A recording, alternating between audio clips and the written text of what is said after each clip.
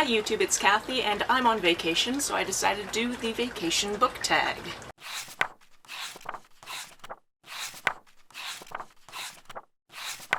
Yesterday marked 2 weeks post-second vaccination for both Chad and I, so we are at an Airbnb run by his family, and it's gorgeous, so I'm going to show you around, but we're going to get to the book tag first. I haven't looked at these questions yet, I just searched to see if this type of tag existed, and it does, so let's see what I can come up with. The first question is, what's your favorite book about somebody taking a vacation? Oh, we know that I'm bad at favorites, so give me a moment. The first one that comes to mind, I believe, is called Less, and it's about this guy who doesn't really want to have to attend, I think, a big event to do with his ex, so he just starts going around the world, I think doing kind of freelance things. It's been a while since I've read it, but there was that one was cool. And honestly, as soon as I turn off the camera, I will think of a bunch of good answers for this one, but I don't have any right now. Question number 2 is, do you read travel writing, and if so, do you have any recommendations? This is one of those very niche genres where I feel like I've read at least a couple of things from it, but they don't immediately spring to mind. I have no problem with it, I would like to read some of it, it's just not something I've really prioritized, and therefore I don't really have any recommendations for it.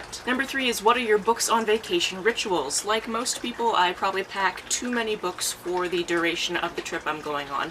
This one, we're only here for a couple of days. I brought 2 books, even though I've got a bunch of books on my phone. I, however, just wanted to make sure that I had one physical book at least while I was on vacation because of my Wednesday tradition is today, so I will need a physical book to take a photo for that. I do try to talk myself down from bringing too many books, especially if I'm traveling by air. However, because this is a road trip, we could have just packed the whole car full of books. And for the record, Chad brought at least a couple of books as well. Number 4 is, what is your favorite book that you found or first read on vacation? And wow, I should have looked at these questions ahead of time because I don't have an immediate answer. Again, favorites are really difficult for me. Honestly, the only thing that's really springing to mind right now is a book that I didn't even read. It was just a bookish incident that happened while I was on vacation. I was with a bunch of friends, and one of them needed a new book because she just finished the book that she was reading and wanted to read something else by the same author. So I took her to a bookstore in Dublin that I'd gone to before when I used to live there, and when we queued up together, I looked down to see what she's picking up, and it's something called An Abundance of Catherines, which I thought was hilarious because that's actually my first name, that's her first name, but neither of us go by Catherine. Fast forward to me getting home, reading all of John Green's books, going to VidCon, I now have this channel. It's all because of my friend Katie, who actually lives where I am right now, so that's probably why that story came to mind. The 5th question is, have you ever light-fingered a book from a vacation stay?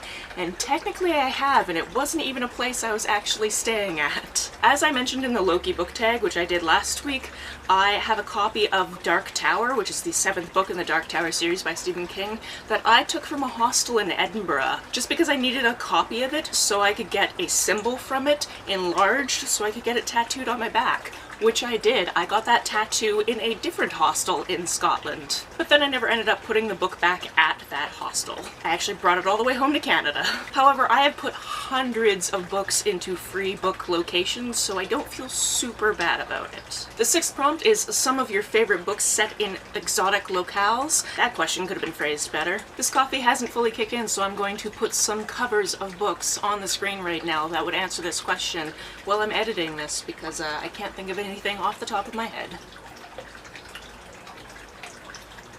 The 7th question in this tag is super inappropriate. Obviously no, but we should be taking it seriously, so that's all I have to say about that. 8 is, what was the last book that you read on vacation? And right now I'm listening to the audiobook of Mostly Dead Things. So technically that one, because I'm working on it on vacation. And then the last prompt, as always, is tag people.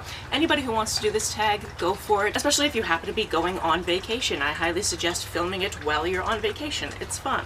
And now I'm going to show you around the coop because this is such a cool location. Okay, so the location that we're staying at is called the Coop at Alder Pond. It is owned by family of Chad's, basically my family as well, and this is just such a very cool location because how many people can say you went on vacation and stayed in a chicken coop?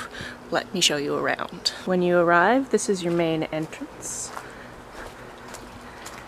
and then the majority of your accommodations is outside. So, just closing the gate. Come in, you've got your drinking water, my favorite part, which is the Koopa Cabana, which is where I was just filming.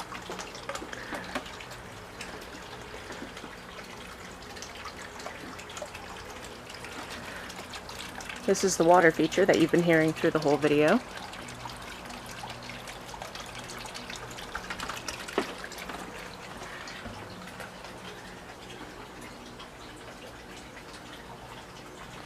And then on the other side you have this seating area.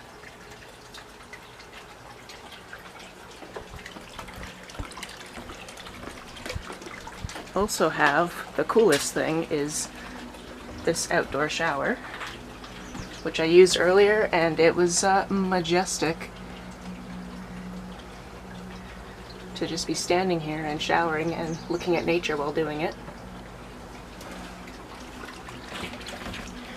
There's also your own little outhouse toilet with sink and everything. This is where we wash dishes. A little drying rack up there. Obviously we drank some wine last night. And then the piece de resistance is this old chicken coop, which is where you actually sleep.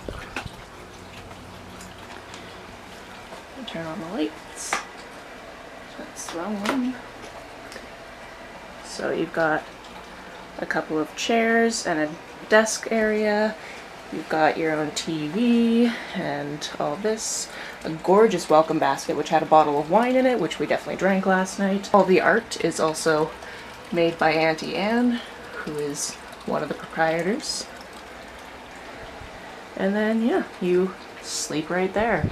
And it is so gorgeous in here with all the windows, but also sleeping in here is great because of the skylight, and you just wake up in nature. It was so calming. Some of Chad's books.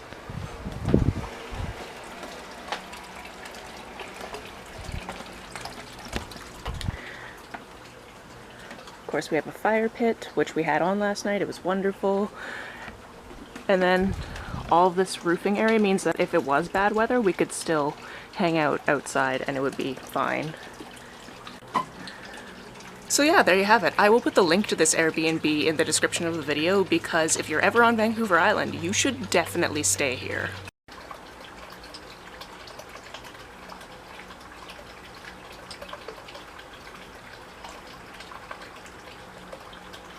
That's it for this video. If you have any answers to the questions I horribly bungled, please let me know about it down in the comments below. On the way down to the comments, if you hit that subscribe button, that would be very nice of you.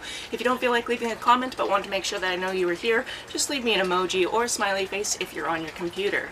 Some people have asked if there's a way to financially support this channel, so I set up a coffee account, which is a digital tipping service. Basically, you can buy me a cup of coffee. The link for that is down below, as well as a link to my PayPal and my Amazon wishlist in case you would like to buy me a book. You can like and share this as you see fit, and I will see you very soon. Bye!